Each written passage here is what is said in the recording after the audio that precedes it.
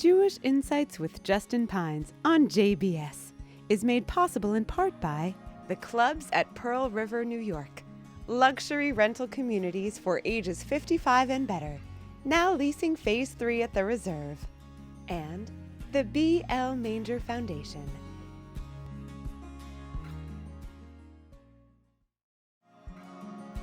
This special episode of Jewish Insights with Dr. Yael Ziegler is made possible in part by Micah Philanthropies, Anne and Jeremy Pava, trustees.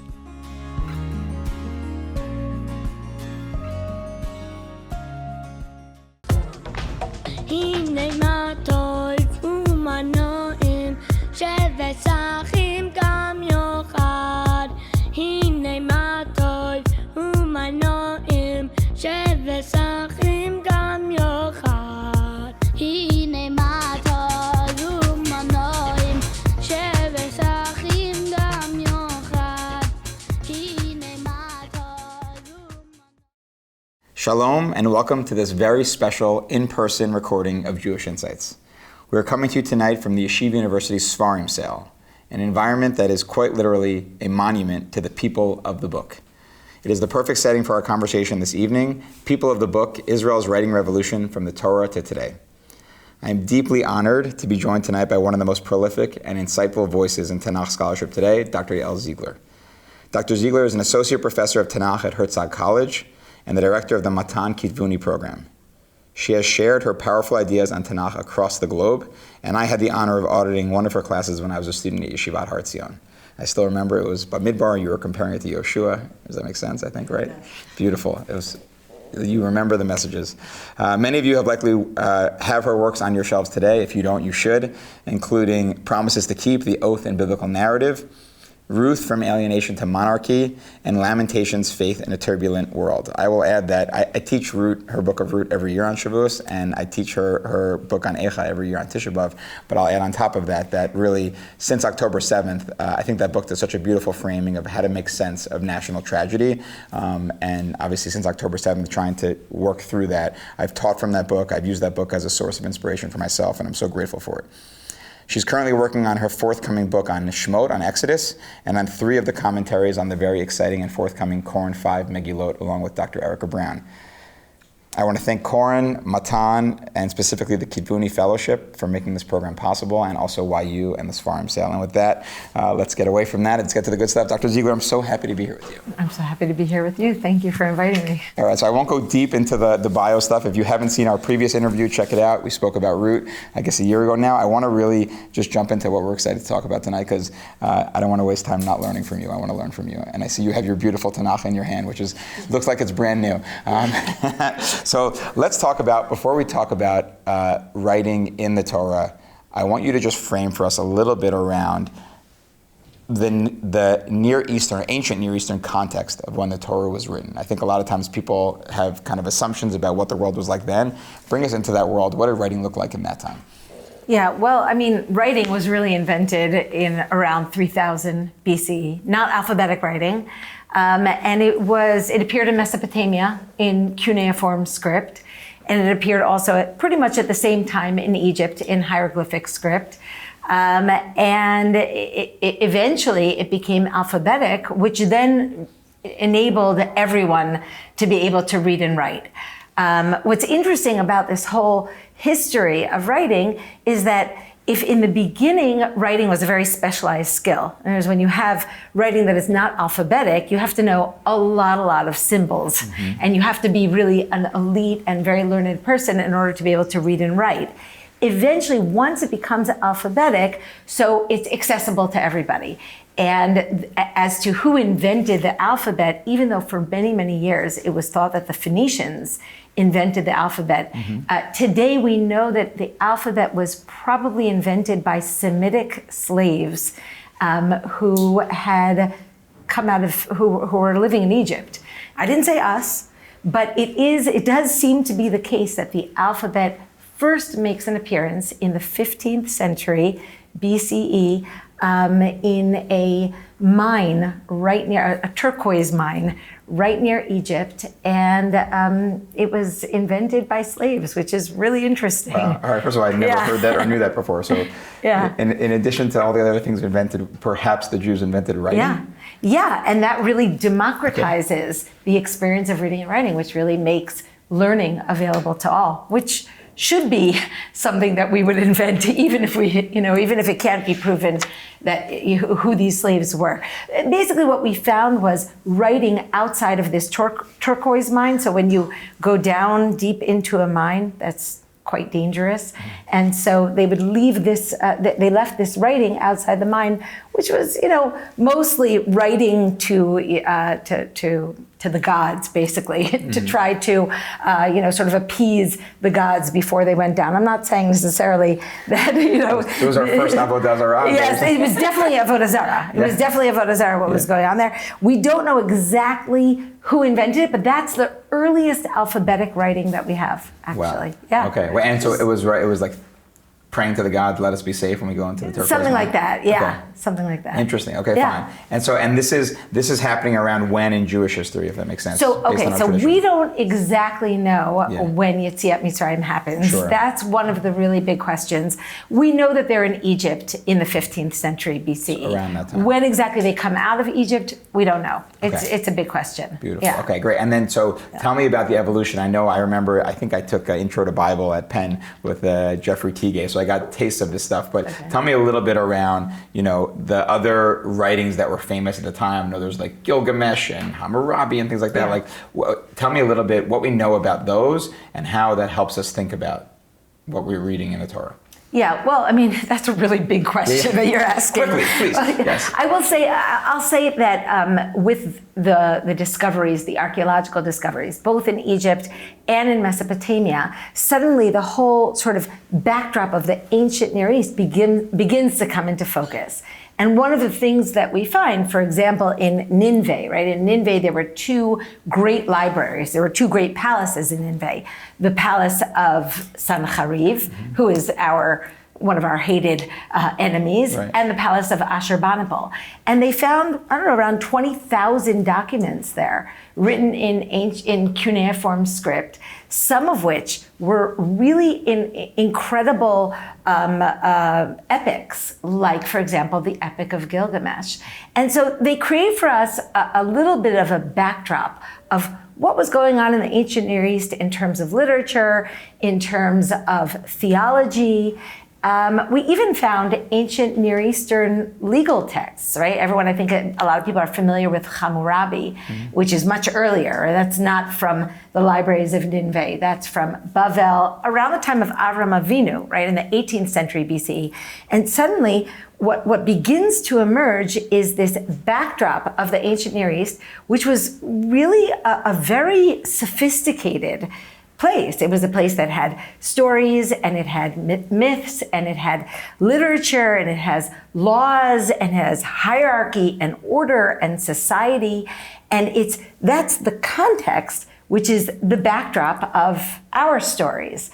So archaeology, I think, both in terms of what we find in Mesopotamia and in terms of what we find in Egypt, really gives us a little bit of a sense of the backdrop from which Am Yisrael emerges. Beautiful. So talk to me a little bit about that. I think, I think we can always look at any part in history and see how Judaism is contributing to in conversation with the cultures around it.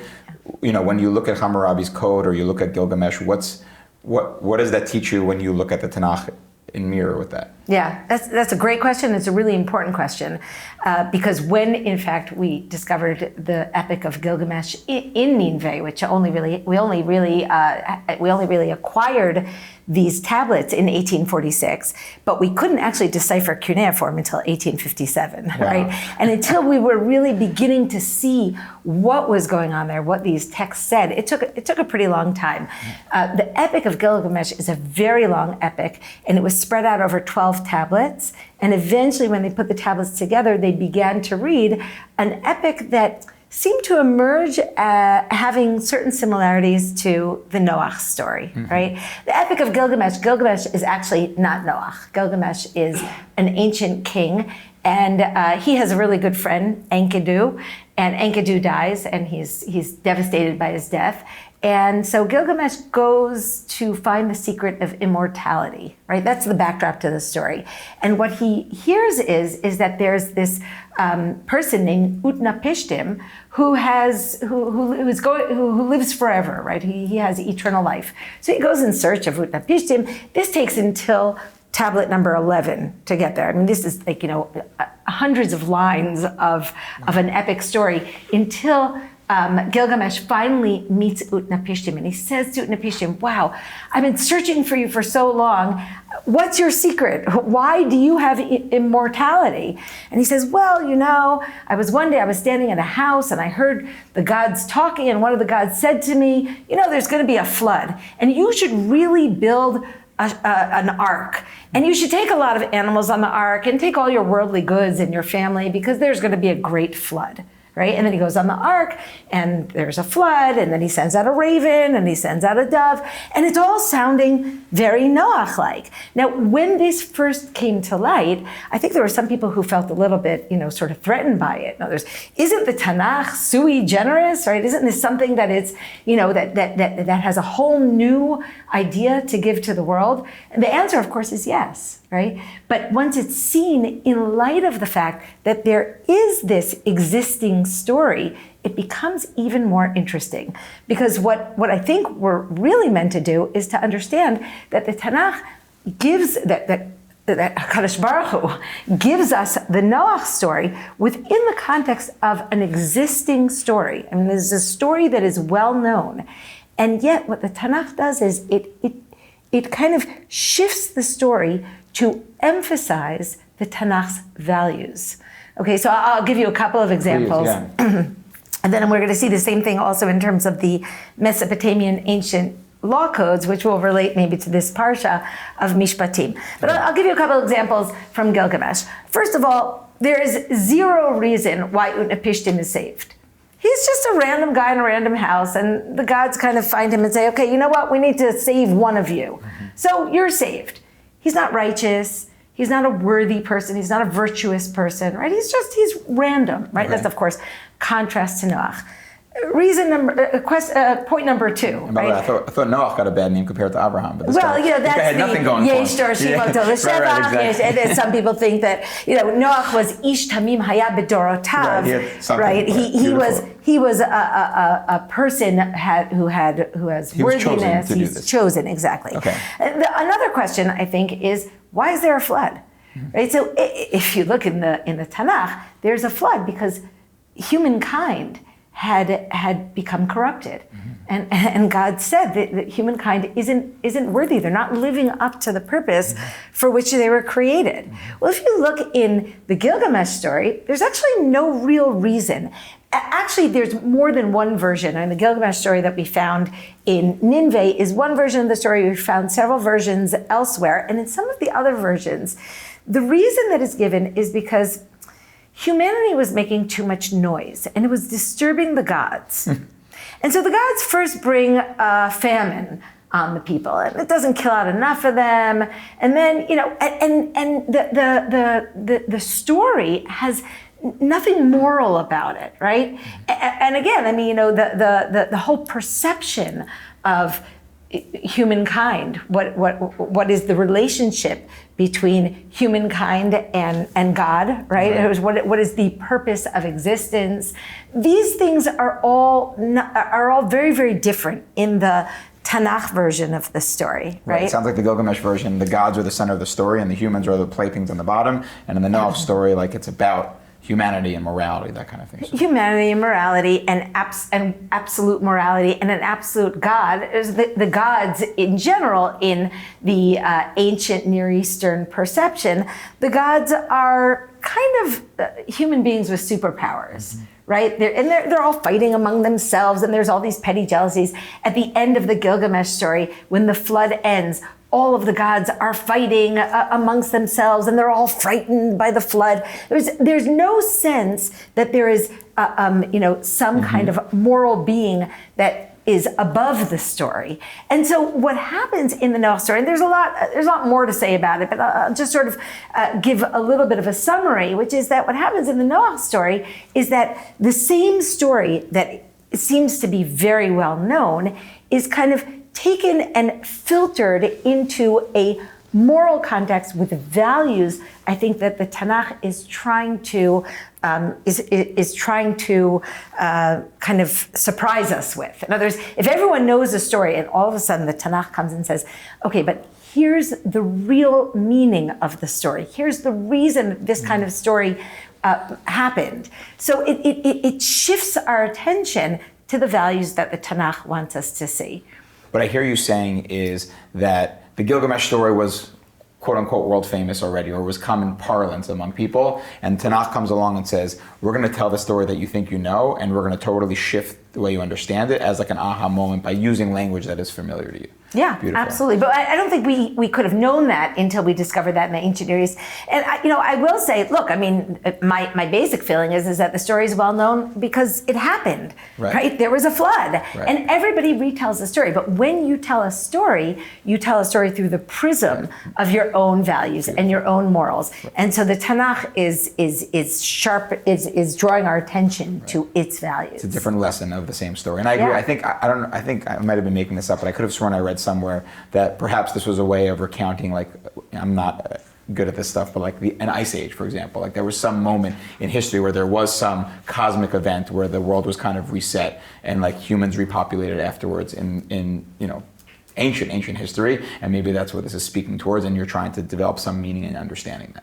Yeah, well, also I think a lot of ancient stories, especially these epic mythologies, they're dealing with the human beings' fears, their existential fears. There are floods, there are natural catastrophes. Every human being wants to know why natural catastrophes happen. Right. And according to Gilgamesh, it's random. It's because the gods are feeling annoyed at the noisy, pesky people. And from the perspective of the Tanakh, it's because we haven't lived up to our purpose, the purpose for which we were created, and God has decided to kind of press reset on the world creation. Beautiful. I have one small question before we move on. I'm just curious: is there any the story with the wine and the vineyard and Noach on the back end of the Noach story? Is there anything like that that's also unique to Tanakh? Yeah, no, I don't. I'm not familiar with anything else. So Tanakh is also giving us a and what happens afterwards lesson that's not in the original story. Yeah, interesting. Yeah, well, I mean, actually, the end of the Gilgamesh story, or maybe it's the end of one of the other versions, maybe the Atrahasis version, I can't remember, of the Gilgamesh story, is that once the world is restored, so we still want to keep the human population down. So therefore, God creates miscarriages so that there shouldn't be a lot of children born. But the end of the Noach story is God saying to Noach, Pru orvu, mil'u et haaretz v'kivshuha, right? Be fertile, multiply, fill the world. We're not afraid of you being too many. We're afraid of you becoming immoral, but we're not afraid of you becoming too fertile. So there's a lot more to say about it. And there's a lot of contrasts, but those are, I think, some of the major ones. Beautiful. All right, take me to. I was going to say Hammurabi, but is it different ones? No, let's go to Hammurabi. Fine. And I will say, the only thing I remember from that is that I remember learning Perek HaChovel in which I don't know. It's in one of the Babas, I guess, and that ayin tachat ayin and shen tachat in. That's the one thing I remember. The idea that back then, eye for an eye, tooth for a tooth, which even the Torah says, but eventually would change. I don't know if you're going there, but talk to me about Hammurabi. What do you got? Yeah. Okay. So I mean, ancient Near Eastern legal texts are really interesting because, as opposed to, I think, perhaps what we thought in the period of early Enlightenment, that early civilization was very primitive, and suddenly what emerges from these ancient Near Eastern legal codes are these very sophisticated societies, right, who care very much about societal order and economic order and hierarchy and authority and to create a working society and a good order. And that's one of the things that emerges from these codes. And we have several of them, and they're very early. Right? We have these ancient Near Eastern legal codes that are hundreds of years before Avram Avinu. Now, Hammurabi itself is our most complete code, right? We found a complete version in a 7.5 high stela. I think it was found in Iran, and I think it's in the Louvre. I'm not entirely sure, but it's in, the Europeans, they stole all those items from wherever they found them. And so, you have this big Hammurabi code, and it has 282 laws on it. And it's all civil law, and it's all case law, right? It's what we call casuistic law or casuistic law, and not apodictic law. We have both. Apodictic law is moral law. It's lo tirtzach, lo tignov, lo tinaf, right? Do not kill, do not steal. No, if this, if that, and what if you do it this way? There's no case law involved there, right? There's none of that in Hammurabi. Hammurabi is entirely case law. By that I mean that, if you kill so-and-so, so you should be killed. But let's say the family decides to forgive you and you can pay them, instead, right? That doesn't exist when it comes to apodictic law, when it comes to a law which is an absolute immoral, immorality. So what's interesting, I think, is that when we look at Parshat Mishpatim, and Parshat Mishpatim is, of course, this week's Parsha. So when we look at Parshat Mishpatim, there's a lot of overlap between the way that Parshat Mishpatim is formulated and the way that ancient Near Eastern legal codes are formulated. And there's also a lot of overlap in some of the laws. I'll give you some examples. Like you already mentioned an eye for an eye. Sure. But some even more interesting ones, I think, are like edim zomamim, right? The laws of false witnesses, right? So if someone deliberately testifies falsehood, right? So we know, according to our psukim in the Tanakh, we know that he receives, if we can prove that he falsely testified, he receives as a punishment that he tried to, assign to someone else. Sure. The same thing we have in Hammurabi law. That's one where we mirror Hammurabi. Okay. Yeah, that's when we mirror Hammurabi law. And many other laws like that as well. By the way, in ancient Near Eastern law, they have laws of yibum, right? So that is, really? Yeah. They don't have chalitza, but they have yibum. So yibum, I'll just explain. Yibum is when a husband someone dies without children. His wife marries his brother, right? So that, again, to sort of, I guess, preserve, also for the safety of the woman and also to preserve the continuity of this family. So we do have... I always thought that was like a Jewish innovation to protect the women, but you're saying that... No, but look at Yudan Tamar, which is a story that happens in Sefer Bereshit before we get the Torah. We have this Yibum-like scenario between Tamar, who has a child with her father-in-law. And in Middle Assyrian law, Yibum can be done with the brother or it can be done with the father-in-law, right? It's the Torah that comes and limits it to the brother. So there are certain laws that we have in the ancient Near Eastern world that seems to overlap. And of course, economic laws and civil laws and certainly laws of property law, family law. There's a whole kind of overlap. Oh, sorry. No, I was going to ask you. Maybe this is what you're about to say, but is there a lesson similar to the Gilgamesh story here, where also the Tanakh takes things that were going on then and it innovates on those laws? No, that's absolutely the important part, right? Okay, and the interesting part. In other words, it's not, I'm certainly not suggesting, and I would never suggest, that the Tanakh is just reiterating something that already existed. No, I think, again, the similar thing to what I was saying about Gilgamesh is that what the Tanakh does is, within the context, I think, of a certain legal system that seems to be very well known, and I'll just as an aside, I'll say that Hammurabi law, we found this one huge stele, right, down in Iran. We found this huge stele of Hammurabi law, which came from Bavel, right? It came from Iraq, but it was apparently taken to Iran as perhaps some sort of spoil of war. But we found copies of it everywhere. In other words, people were coming, they were seeing these laws, they were enamored of these laws, and they would copy over the laws and take them home with them. So much so that just a couple of years ago, in 2010, we found a small little fragment of Hammurabi laws in Israel, in Chatzor.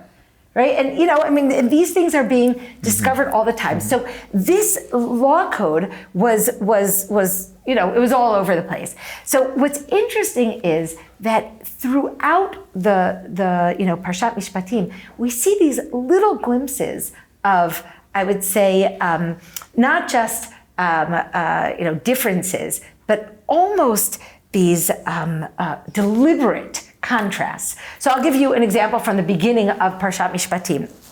Hammurabi law code talks about a slave who runs away from his master, okay? Slaves are very important. The whole story of slavery is part of the hierarchy of society, right? So if a slave runs away from his master and then he's caught and he says to his master, "You are not my master and I am not your slave," and then it is proven that he is in fact the slave and that the master is in fact the master, his punishment is that his ear is cut off. Okay, it sounds a little gruesome, but okay, his ear is cut off. What do we have at the beginning of Parshat Mishpatim? That we don't like slavery, right? We have a very, you know, sort of a very small amount of time that someone can sell themselves into slavery or can be sold into slavery. Let's say, for example, if they can't pay their debts. Sure. But when they are meant to go free, what if they say, "I love my master and I love the context of my life here in slavery. I want to remain a slave." What do we do to him?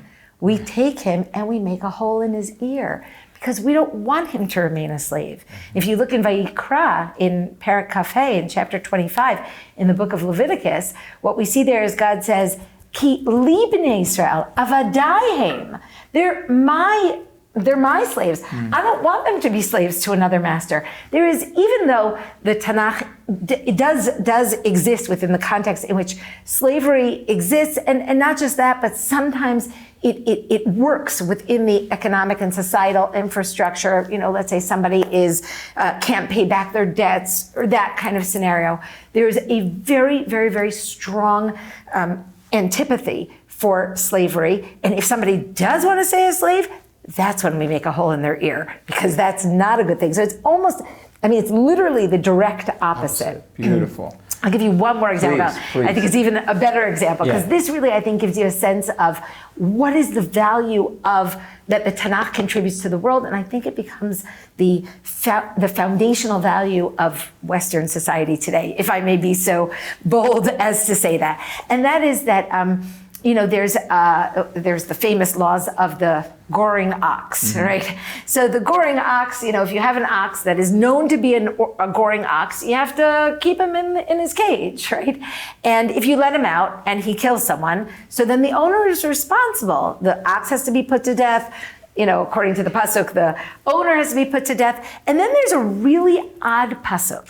And the pasuk says, "V'chi ben yigach ovat yigach, kamishpat hazeh ya'aselo." And if the ox gores the son or the daughter, you should do the same thing to him. Which seems to be completely superfluous. So why have that puzzle? What does that verse add? So then, until you look at Hammurabi law, and in Hammurabi law, they have the law of, let's say someone's a builder, okay? And he builds a house and he does a very shoddy job, and the house comes crashing down. He's responsible for the house having come crashing down. Let's say it comes crashing down on a person and it kills him. The builder has to be killed, okay? I find that makes sense within the context of Hammurabi law. Let's say the house comes crashing down on the resident of the house's 3-year-old child. You can't kill the builder, because a 3-year-old child, from an economic perspective, his life is not worth the same as an adult. So Hammurabi's law says the builder's child has to be killed. So not only here do we have the problem of, people not taking their life, someone else takes responsibility, but also what we've done here is measured human life in economic terms. What the Tanakh is saying is, no matter what, if the ox gores an adult, if the ox gores a child, it is the same law, because we don't distinguish between one life and the other, certainly not on the basis of economics. And that, in my mind, is the great contribution of the Tanakh. In general, I would say that if in Hammurabi law, one of the supreme values is maintaining economic order, right? And it is equivalent and sometimes even rises above the value of human life. In the Tanakh, there is never, ever, ever an equivalence that is made between economics and human life. You are never put to death for an economic crime. The only case in which that could even be a possibility is the case of Ba b'Machteret, right? When a thief comes in from some kind of tunnel, then he is put to death, but that's because of the assumption that he's coming to kill. Sure.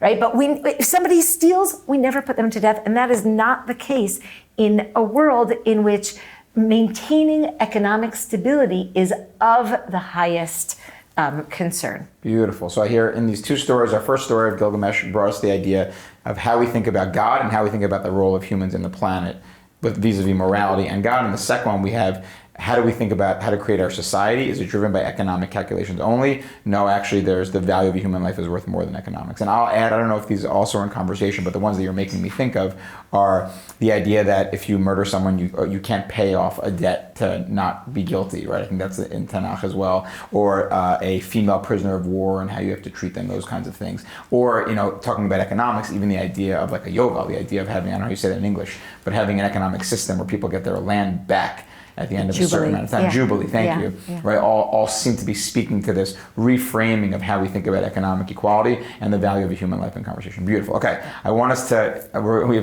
there's so much good stuff to learn from you as always. We've talked a little bit about the text around Tanakh and how it's in conversation with it.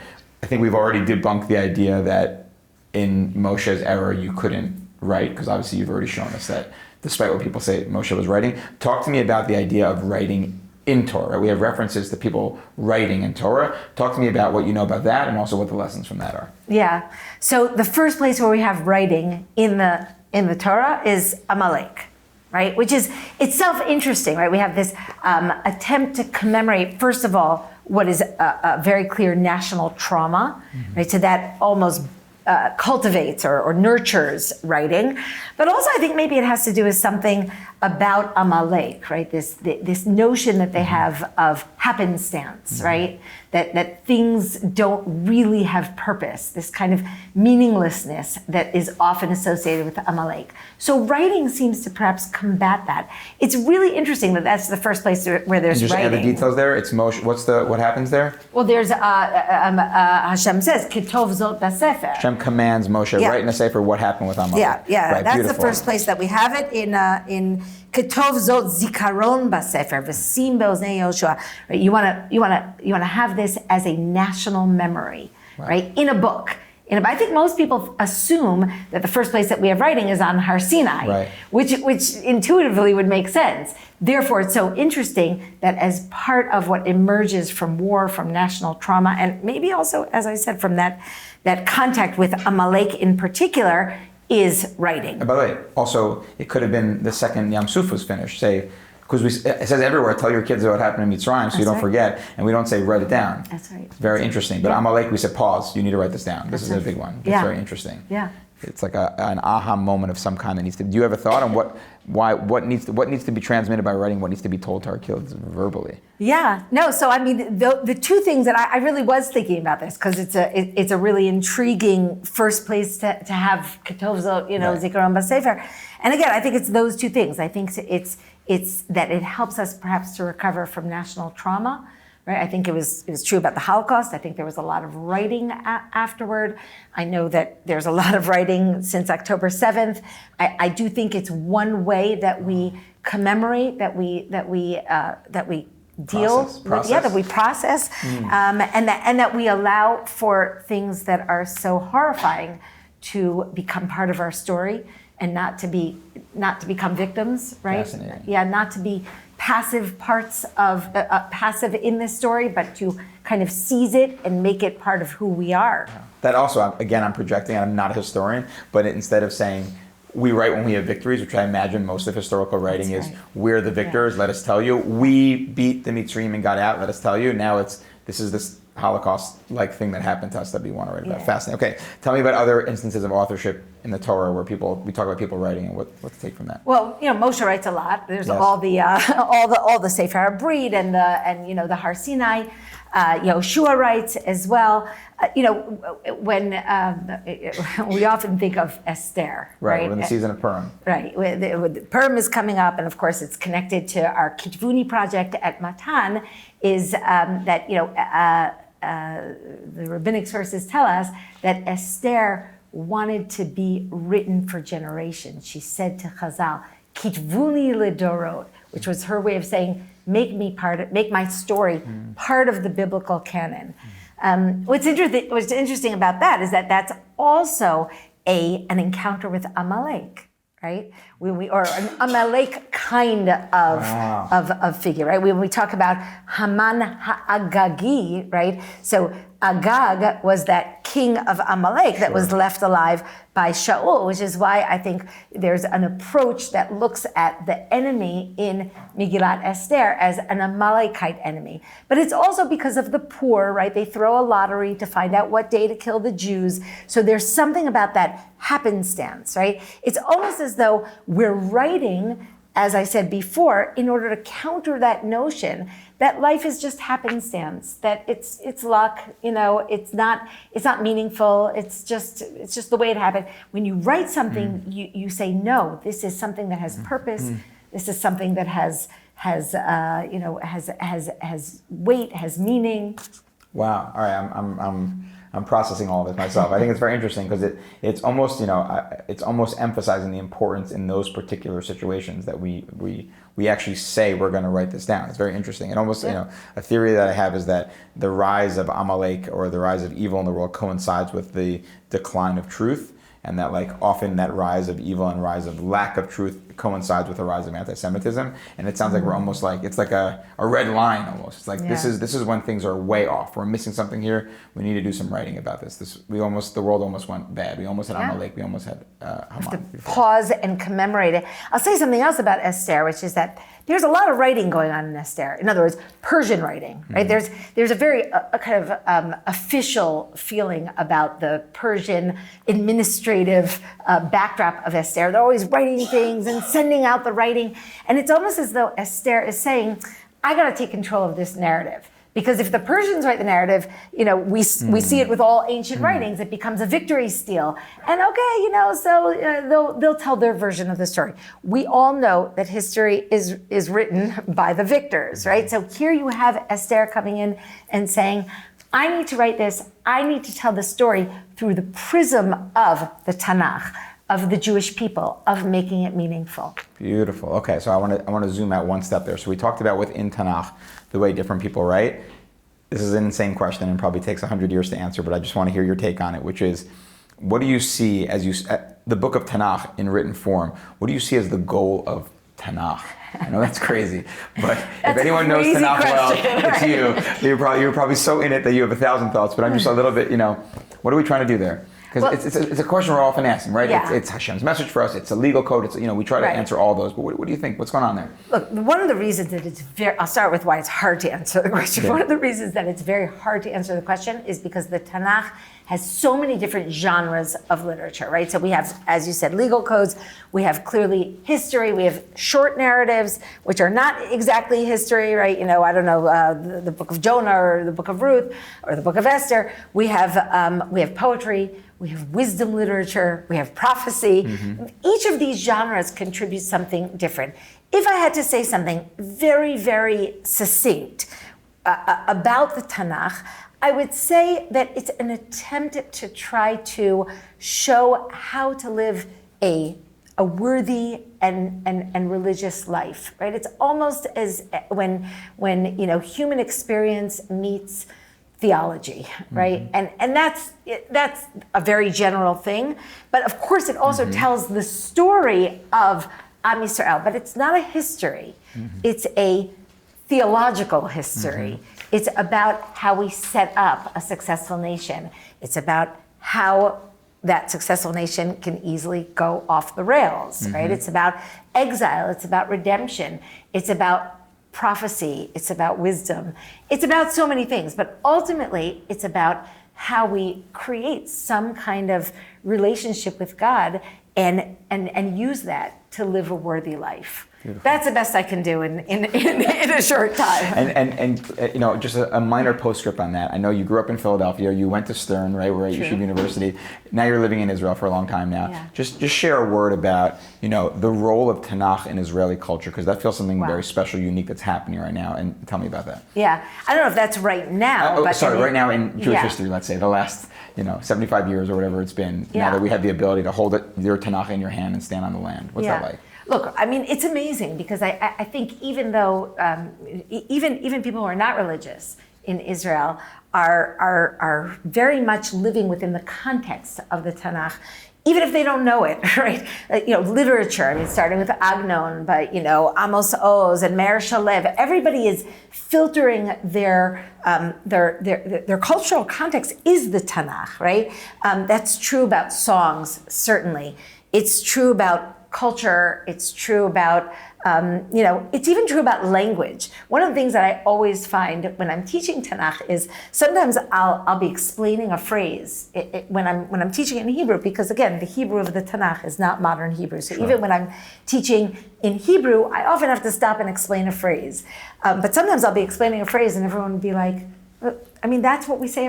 Those are just phrases that we use. The idioms that we use in English, all of which come from Shakespeare. The equivalent of that is that the idioms that we use in Hebrew come from Tanakh. And people don't even necessarily know. So you can have the most secular person in Israel who is using Tanakh phrases and Tanakh context without necessarily being, consciously aware of it. And it's a wonderful thing, I think. Beautiful. All right. Let's take us into, you've written so much on Tanakh. I look forward to the more things you're writing on Tanakh. And I know you're leading this Kitvuni fellowship. Just tell me a little bit. Let's start with you, if that's okay, and then we'll get to the fellowship more broadly. When you sit down, the books you've written already, the books you're working on now, do you have a goal in mind? Like, is it like, what I always want to do is X, Y, Z, and I'm going to use a book as a vehicle for that? What's your voice and what are you trying to accomplish when you're writing about Tanakh? Okay, so I'll just take one step back and say, I'm a teacher and I write sometimes, but I'm writing as part of my goal of writing is to teach, not part of my goal. That's my entire goal. I'm not writing, to do academia. I'm writing to teach, and writing is a really different skill than teaching, and that took me a while because really at heart I'm a teacher. Writing requires a little bit more precision, right? You can't, you have to be very precise in your writing and you have to formulate it very carefully. But when I say that my goal is not academia, I don't mean that I don't use academic sources or rigor or methodology. Yes. What I mean to say is that my ultimate goal is to inspire. I think to inspire people to love Torah, to feel more connected to God, to the Jewish people, to the world, to living a worthy lifestyle. Right? Those are the things that I would like to be doing. I try to do that in my teaching, and I would like writing to be a vehicle for that as well. Beautiful. Okay, now talk me through, why don't you tell me about Kitvuni yourself? I won't try to tell it. Okay. What's Kitvuni trying to do, and what does success look like? Yeah. Okay, so I think that there's been a remarkable transformation of the world of Jewish learning in the last, we could start with Sarah Schneer in the last, 100 years, let's say. And what happened was I work at Matan, I teach at Matan. I was, for a time, the head of the Beit Midrash at Matan. Say a word about Matan also. Matan is an institution in Israel. It has several branches, but its main branch is in Yerushalayim. It was started by Rabbanit Malka Bina, and it's a learning institution for adult women. It has a Beit Midrash at the center, and it's very high-level learning, and there's a lot of different programs that are going on.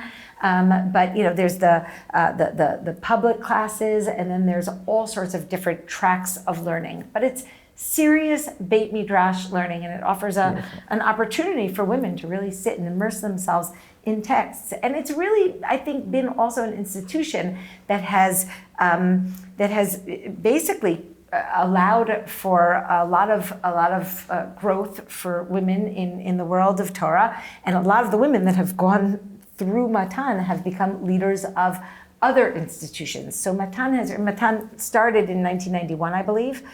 When I made Aliyah, I went straight to learn in Matan before I went on to do my graduate studies at Bar Ilan. I took a year off. I said, I'm going to learn at Matan. That was Matan's second year. So I've been with Matan from the very beginning. And one of the things that we noted several years ago is that the world of Talmud Torah for women is not well represented on the bookshelves. So it's out there, it's in the classroom, it's in these very high-level institutions. There's a tremendous amount of very high-level Torah going on in all the different fields of Torah, right? I do Tanakh, but also in Gemara, and in Halacha, and in Chassidut, and philosophy, and all the different fields of Torah learning. And it's not well reflected in the bookshelf. So certainly women are writing in academia, that's always been the case. But are there books of Torah that are appearing on the bookshelves of the Beit Midrash, which is where women are functioning at a very advanced level and inspiring at a very advanced level. And we identified this as a lacuna. We said, this is something that we think could be changed. And we kind of did a little bit of field work, and I think what we realized was that a lot of the very high-level women who have a contribution to the world of the Beit Midrash, to the world of high-level Torah learning, they don't have the time. They don't have the time. They don't have the resources. They don't have the support. And so we said, why don't we create a program which offers them the support and creates a context within which they can take those books that are inside of them waiting to come out, right? We weren't looking to, take someone at the beginning of their journey and turn them into a writer. We were looking to take teachers and to try to get those books that are in them already, that are lying dormant inside of them, to try to get them out onto the bookshelf. And this program started 3 years ago.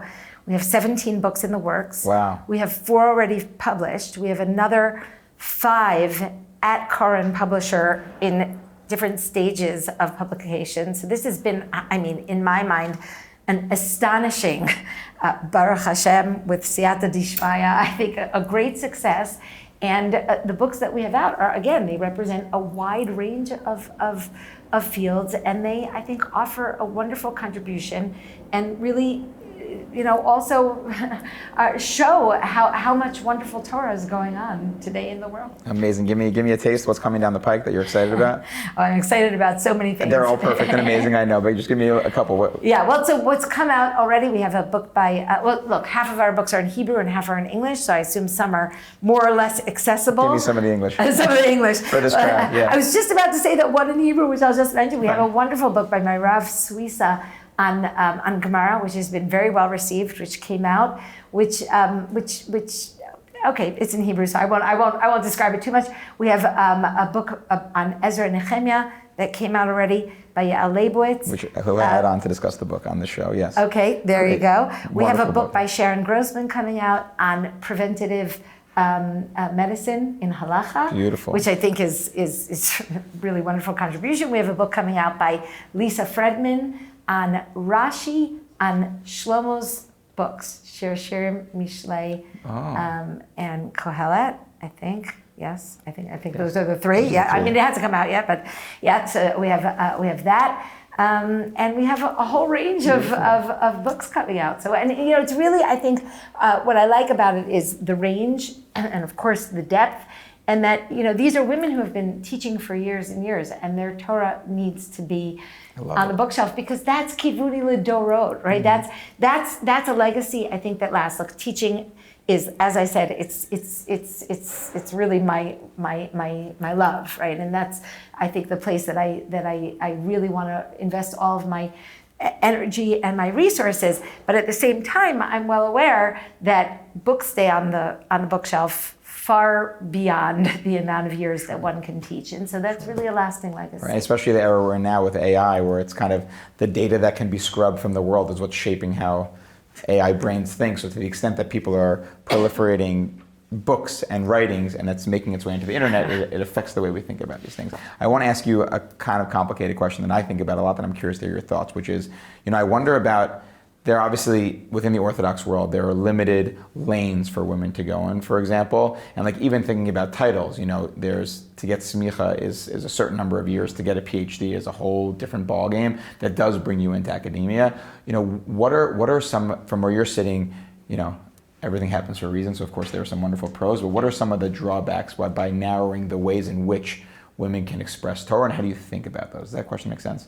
I'm not sure that I fully understand the question, because I don't feel limited personally. Yeah. So I'll rephrase it. I think one of the things that I sometimes struggle with is that, and this is not about women, this is, I would say, about academia versus rabbanut, let's call it, for example. And I know you fancy yourself, and you are a teacher, an amazing teacher, and some of the people you mentioned are also amazing teachers, but certainly if you go through the training where the idea is learn the Parsha, give a Devar Torah on the Parsha, inspire people, and there's a different training in academia, which is, I don't want to, I'm much respect for academia, I'm not an academic, but it's like, I just wrote 1,000 pages to show you that, the cup was here and not here, with full respect, if that makes sense. Yeah.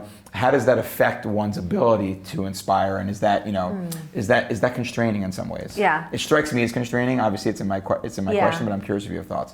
Well, I could just say from a personal viewpoint, I'm trained in both, right? Yeah. I come from the world of the Beit Midrash. Right. I also come from the world of academic training. Right. And Rob Lichtenstein and like that whole world also like that way. If they would go, sorry. Yeah. Well, what I like about it is that I can take, let's say, the rigor, maybe the methodology, maybe some of the terminology from my academic training, and use it to bring it into, and take from the Beit Midrash the inspiration and the meaningfulness. I think that my ideal, at least, is to combine these two places from which I draw inspiration. When I'm, even you're working twice as hard and you're twice as good, is what I hear you saying, if that makes sense. Beautiful, which I totally respect. All right, so speaking of you working twice as hard and being twice as good, you're working on multiple books at the same time right now. I want to get a taste of that. I don't want you to give them away, but I know you're working on Shemot. I think at some point you told me it was the first 15 chapters. I don't know if that's still the case. Oh, it is, beautiful. Give me a little bit of a taste of Shemot, and I also want to know a little bit, I know you're working on something on Tehillim as well, right, if that makes sense. So share some Torah from Shemot and some Torah from Tehillim. Okay, so I've been working on Shemot, but I kind of actually paused Shemot because I'm now writing a commentary along with Dr. Erica Brown. We're doing the Koran commentary on the Chamesh Megillot. So we're doing that sort of under-the-line commentary, which is a skill in its own right, which we won't talk about, but having to take your ideas, when I write on Root, I write, hundreds of pages, and to kind of, take those ideas and focus them, that's a different sort of skill. But I love writing on Shemot because there's, it's really, I think, the foundational, not just the foundational story, that's obvious, but it's the foundational idea of Judaism, which is that, you sort of alluded to it before, that we start out our nationhood, our peoplehood in slavery, in crisis, right? With very difficult circumstances. And part of the story is that, we move towards redemption, but we take with us that experience of exile. And if there's one thing that maybe sort of summarizes the story of Tanakh, it's that. Right? I keep sort of hesitating to summarize the story of Tanakh because, as I said before, you can't really do that. But that is the story of Tanakh because it's the story of the Jewish people. Right? What other people starts out their story, as the underdog, right? And that takes us that takes us throughout the whole Tanakh, which is, v'zacharta ki eved hayita be'eretz Mitzrayim, right? You are meant to always remember that you experienced a difficult experience so that you can set up a society which is one that takes care of the weak, that is always keeping in mind the vulnerable, right? V'yidatem et nefesh hager is one of the great expressions that we have in Sefer Shemot. You know the soul of the stranger, right? And that's so much a part of who we are. So and of course the continuation of the story is that even when we are in crisis, we live with the knowledge that their redemption is in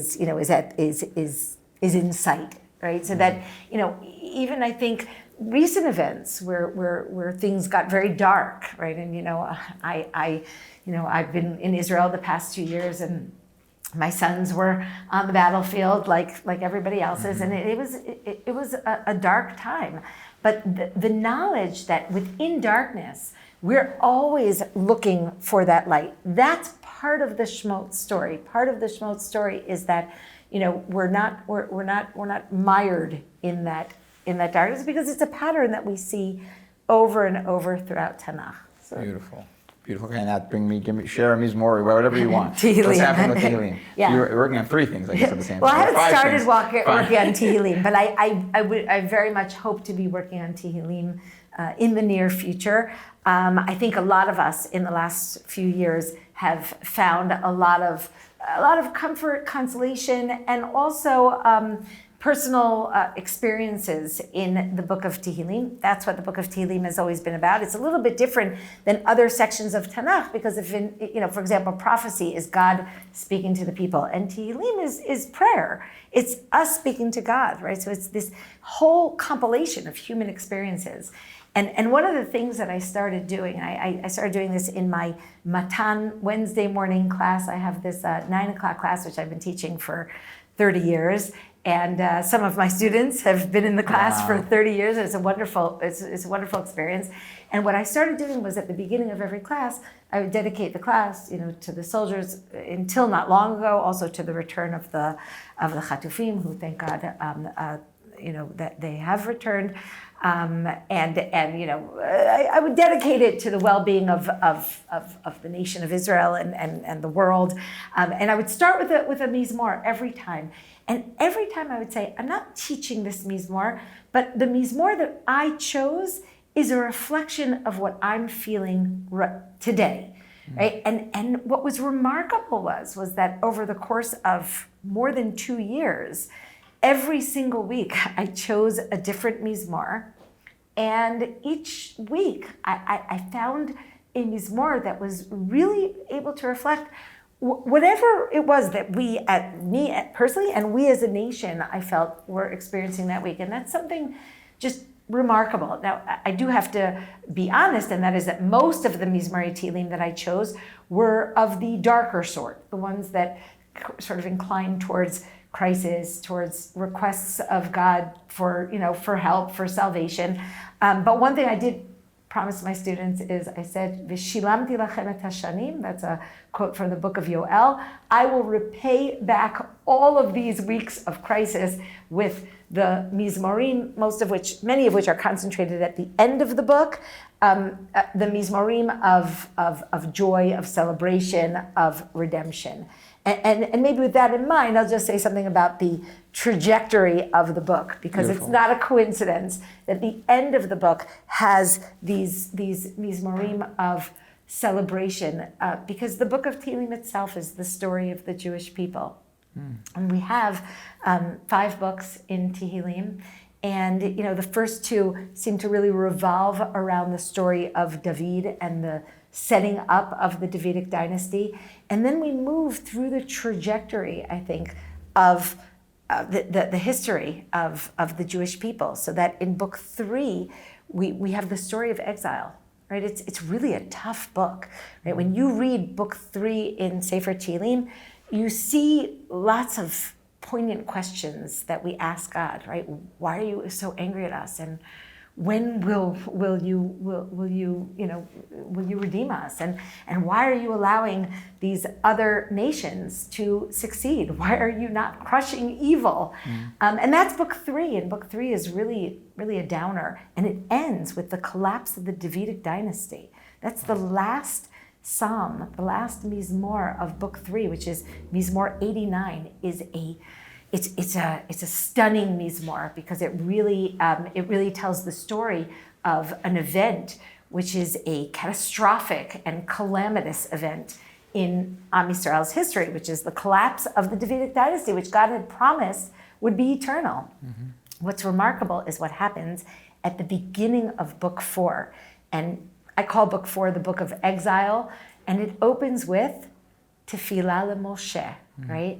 Because when we describe exile, we kind of move a little bit away from David, who is the king of the people in the land, and we pull out Torah Moshe, which is the portable Torah. So book 4 it's not a bad book. It's a book where we find our relationship with God again. And yes, we don't have autonomy in the land, and we don't have Davidic kingship, but there's a phrase that repeats itself many times in book 4, which we say in Kabbalat Shabbat, in the Mizmorim in Kabbalat Shabbat, and that phrase is Hashem Malach. Hashem Malach. We still have kingship. We may not have human kingship, but we still have divine kingship. And I'll just conclude this by saying, because I won't give the whole story of Sefer Tehillim, but I'll conclude this by saying that book 4 ends with a prayer, and it's a prayer to God to take us out of exile. That's the end. There are 5 books, so this is the end of the 4th book, and the prayer is one that we say every day in our tefillah. The prayer is Hoshienu Hashem Elokeinu v'kabetzenu min hagoyim lehodot l'shem kodshecha lihishtabeach b'tilatecha. Save us, God. Take us out of the exile. Bring us back so that we can praise your name. And you know how book 5 opens? Hodu Hashem ki tov, ki leolam chasto, yomru ge'ulei Hashem, asher ge'alam mi'ad tsar u'me'artzot kibtzam. Right? Praising God, this is what the exiles say when God brings them back. So I said before about Shemot that I love Shemot because it starts the pattern of exile and redemption, but I love Tehillim because it replays that pattern, and it kind of takes us to that final book, which is a book that has a lot of celebration in it. It has a lot of praise and thanks because it seems to be the story of the return. But, and with this maybe I'll say something contemporary, but it also has some down moments, and that should, that I think that's true. We go back to the land. We're engaged in, I think, a really astounding experience today as the Jewish nation. We've returned to our land. We've reestablished, autonomy in the land. We've set up a society. We've set up kingship. We've set up government there, right? But we've reestablished a thriving, flourishing society and economy. And yeah, there are some difficult parts as well. It's not a simple prospect to come back to the land after 2,000 years and try to reconstitute our society. In general, the Tanakh doesn't try to whitewash the I think the complexities of trying to live a worthy human life and to create a good society. Beautiful. Thank you so much. I hear you. We'll conclude really talking about how Tanakh is in conversation with the cultures around it, and it's also giving us the tools, especially in Tehillim, to feel the feelings that we're feeling, I guess, in a beautiful way, in a way that makes sense with what's going around. Dr. Yael Ziegler, what a treat to learn with you. What a treat to learn in person. I look forward to, please God, sitting with you to talk more about your Megillah books when they come out, or your Tehillim books when they come out. Thank you so much. Thank you. הנה מה טוב ומה נעים שווה שכי